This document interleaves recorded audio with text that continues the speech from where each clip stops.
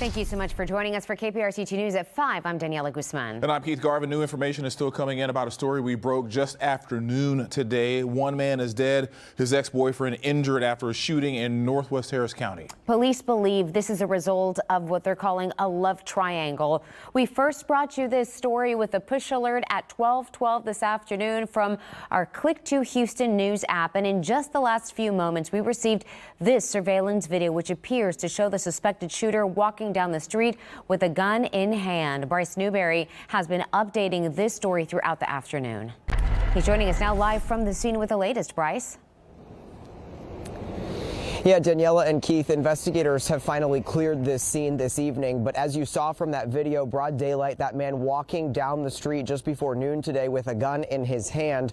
And what investigators tell us this evening is that that man showed up at his old boyfriend's house ready for a confrontation. Now, at 4 o'clock, we reported that he ended up shooting his ex-boyfriend and then chasing his ex's new boyfriend down the street. But since we checked in with you last, we've got some conflicting reports that he actually shot the ex's new boyfriend and then chased his ex down the street at gunpoint. So there's still information developing with all of this, but what ended up happening ultimately in all of this, according to the sheriff's office, that suspect that showed up here, they say, turned the gun on himself. I do want to show you that video again that we just got from a neighbor where you can actually see that suspected suspect walking down the street again. He's got that gun in his right hand after he had chased after a man down the street at gunpoint, according to what eyewitnesses told us. So this all happened just before 11:30 today. The sheriff's office says the suspect in his 60s started arguing outside of this home here off of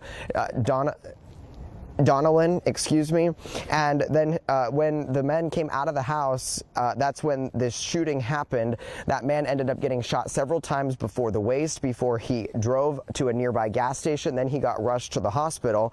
And when one of the men came outside and heard all of the commotion, that's when they say the suspect started chasing after him and firing. But luckily, the man that was chased didn't get hit by any of the bullets. Again, it's unclear for sure at this point if that's the new boyfriend or the ex-boyfriend. And so all of the neighbors saw this unfolding, at least those who were home, and then some of them were able to call for help. Listen to what one who said, who actually called 911. I see the guy running for his life, and I see the other guy with the gun in his hand, and I'm like, I can't imagine. And I'm thinking, am I gonna have to run him over? Not to kill, not to be ugly, but I'm like, he can't kill this man like this. And so eventually I caught up with him on the road, tried to get him some help while we were calling 911, and they actually were able to pick him up. So I'm thankful that he's alive. So what we understand now is that the new boyfriend is in the hospital recovering, and that the ex-boyfriend has been interviewed by detectives, then released. He was just a witness to all of this because, again, according to that eyewitness account, he was just the ex-boyfriend that was chased at that point. So there's still a lot of moving pieces, but the suspect did end up dying here in the street because of what investigators call a self-inflicted gunshot wound. For now, reporting live in Northwest Harris County, I'm Bryce Newberry, KPRC 2 News.